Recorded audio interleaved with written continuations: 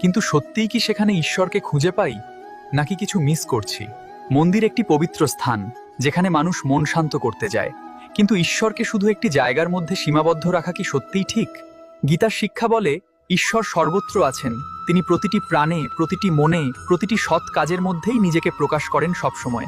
যদি মন অশান্ত থাকে, অহংকারে ভরা থাকে, তাহলে মন্দিরে গিয়েও ঈশ্বরকে অনুভব করা যায় না, কোনোভাবেই, কখনোই।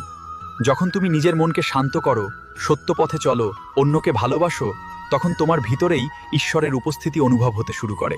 মনে রেখো, মন্দির পথ দেখায়, কিন্তু ঈশ্বরকে পেতে হলে নিজের মনকে নির্মল করাই সবচেয়ে গুরুত্বপূর্ণ এবং সত্যিকারের উপায়। যে মানুষ নিজের ভিতরের ঈশ্বরকে অনুভব করতে পারে, তার কাছে মন্দির, প্রার্থনা আর জীবন সব এক হয়ে যায় গভীর শান্তিতে। আমার কথাগুলো যদি তোমাদের হৃদয়ে দোলা লাগে, তবে লাইক এবং যারা নতুন চ্যানেলটিকে সাবস্ক্রাইব করে।